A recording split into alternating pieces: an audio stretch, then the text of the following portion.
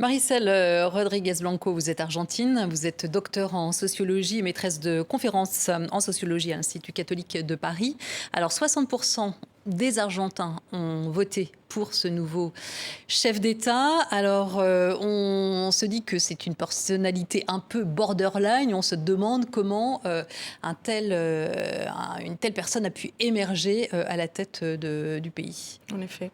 Plusieurs éléments. Là, la première chose qu'on peut dire, c'est qu'il s'agit de quelqu'un qui s'est fait dans les plateaux, en fait, on peut dire, dans les plateaux de télé, mais aussi dans les médias non traditionnels, et notamment pendant les confinements, qui a joué un rôle important dans... Parce que le confinement a été très long en Argentine. A été très long en Argentine. Et il a pu, lors du confinement, développer ses réseaux, notamment un réseau d'influenceurs, de youtubeurs.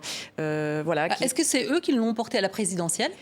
Alors, en partie, disons que dans ces espaces-là, en fait, il a pu développer, en tout cas, sa pensée, un certain nombre de mesures très provocatrices qu'il a exprimées. Ces influenceurs l'ont soutenu et ont permis que ces idées se diffusent, en fait, sur les réseaux sociaux, suivis par des millions de jeunes en Argentine. Donc ça, c'est un premier facteur.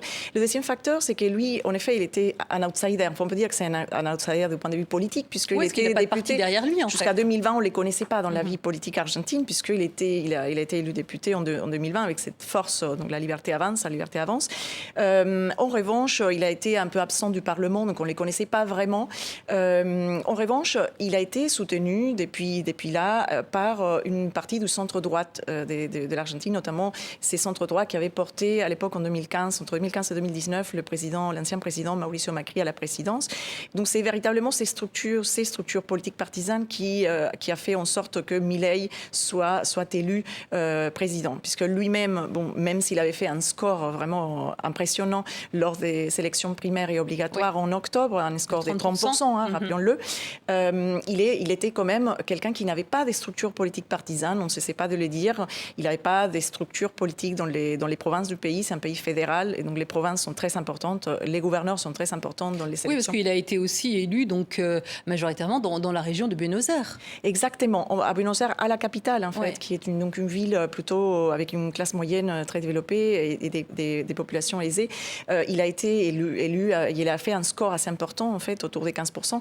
Donc ça montre, même dans la province de Buenos Aires, qui est un bastion du péronisme traditionnellement, il a quand même fait un score impressionnant, quasiment au même niveau que son rival, qui a finalement gagné l'élection, Massa, dans la province de Buenos Aires, mais tout de même, Milei a fait un score assez impressionnant. Mais il a gagné dans toutes les un sentiment anti-péroniste, anti-Kirchner qui dominait pendant cette campagne. Tout à fait. Et ça, c'est ce qui explique en partie, dont je disais, en fait, ses côtés provocateurs, animateurs de télé, des dispositions médiatiques très développées. À chaque fois que plus provocateur il était, mieux c'était du point de vue du buzz, en fait, qu'il produisait. Et donc, ça fait qu'un certain nombre des jeunes le suivent.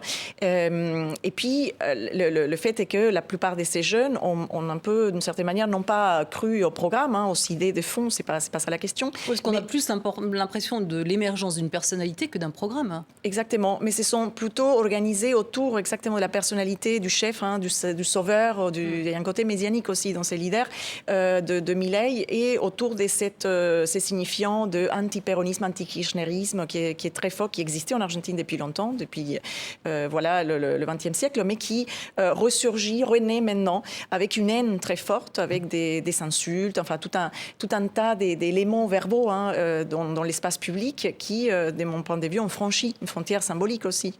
On a l'impression presque du résultat d'une colère qui a émergé avec cette élection. Est-ce que c'est dû à l'inflation qui est très forte dans le pays ? Vous avez raison de le dire, il y a deux éléments de cette colère qui permettent de l'expliquer, de la comprendre. D'une part, effectivement, la situation économique qui est très dramatique en Argentine, 140% d'inflation, 40% de pauvreté environ, un enfant sur deux qui est pauvre, qui vit sous les seuils de pauvreté dans ces pays, une difficulté d'accéder aux services publics, une impression que l'État n'est pas là, que l'État abandonne ses citoyens. Et puis d'un autre côté, un ras-le-bol, un peu l'idée qu'ils s'en aillent tous, qui avait été un peu l'emblème en décembre 2001 lors de la crise politique économique de 2001 en Argentine, ressurgit maintenant contre la casta, comme il l'appelle Milei, c'est-à-dire contre la classe politique qui a gouverné le pays depuis justement cette crise de 2001, à savoir le kirchnerisme d'une part, donc qui fait partie du parti péroniste, du parti justicialiste, du péronisme, et d'un autre côté, le parti pro-proposition républicaine, qui est le centre-droite droite, donc lidérée par Mauricio Macri, par la candidate qui était aussi la candidate à la présidentielle, Patricia Bullrich. Oui. Mais alors, bon, 60% quand même des Argentins vont voter contre leurs droits, contre des droits chèrement acquis. C'est exactement ce que je pense et c'est ce qu'il faut expliquer exactement, comment c'est possible qu'en Argentine, 60% de la population vote contre finalement une série de mesures qui vont contre... Qui leur étaient favorables. Exactement, contre le droit humain déjà, puisque Milei s'est entouré quand même il est entouré par des conseillers qui sont des conseillers et même la colistière en fait de la vice-présidente actuelle, donc qui est quelqu'un qui a des liens et qui aurait des liens des proximités avec des militaires qui ont participé de la dernière dictature militaire en Argentine entre 1976 et 1983. Et donc une bonne partie de la société argentine voit cela comme effectivement un retour en arrière en matière de mémoire, en matière de droits humains, puis en matière des droits aussi des femmes. Oui. Lui, il nie les inégalités qui existent entre femmes et hommes. Il nie les inégalités salariales. Il pense, comme d'autres, que ces inégalités n'existent pas.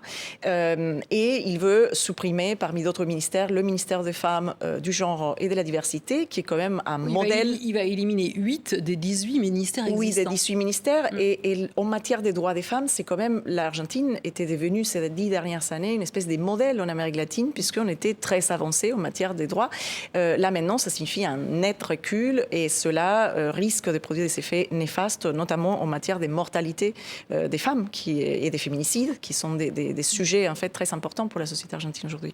Oui, donc il n'y aura plus de ministère de la Santé, de l'Éducation, de la Culture. Tout à fait. Il promet le regrouper sous la houlette d'un seul ministère, c'est-à-dire le rétrograder au stade des secrétariats. Et même si, on ne sait pas, mais même si les financements de ces ministères peut-être ne changeraient pas, même s'il a promis des coupes budgétaires drastiques en fait et très rapides, il faut dire qu'en rétrogradant cela au stade des secrétariats, il y a des fortes chances qu'il y ait un recul net en matière de droits et difficultés d'accès à ces droits qui ont été acquis. Et par ailleurs, tout ça se complète avec les privatisations qu'il a déjà annoncées. Oui. Privatisation à tout va. À tout va, de l'éducation, la transformer en un modèle des vouchers, un peu comme ça existe déjà au Chili. En tout cas... Peut-être un mot sur la scène internationale. Qu'est-ce qu'il compte faire en termes de diplomatie? En matière de diplomatie, alors la diplomatie était un peu absente de la campagne. Milei a dit qu'il voulait que l'Argentine soit ouverte au monde entier, mais il voulait que l'Argentine soit aussi un modèle moral, c'est-à-dire que les contrats avec les pays soient des contrats non pas auprès des pays qui, lui, jugent communistes, comme la Chine et le Brésil, malgré le fait qu'ils sont deux partenaires centraux, en fait, pour l'Argentine, mais des contrats transparents. Plus d'adhésion aux BRICS. Pas secret. Il a refusé l'adhésion aux BRICS, donc ça c'est un point. Il a attaqué en fait personnellement le pape, donc ça c'est un autre dossier qui est très virulent. Il y a quelqu'un de son camp, en fait un conseiller, qui a dit aussi qu'il conseillait la rupture des relations avec le Vatican, et ça c'est un problème puisque le Vatican il est en lien avec l'Argentine depuis très longtemps et le pape aussi. Et puis il y a aussi, on ne sait pas ce qui va se passer avec les pays qui ont des gouvernements autoritaires en Amérique latine, par exemple, comme le Cuba, le Nicaragua, le Venezuela. Quelle est sa position vis-à-vis, par exemple, des avancées contre les droits humains dans les continents? Voilà, on va continuer à suivre ça. Merci beaucoup, Maricel Rodriguez Bianco, pour cette analyse. Merci à vous.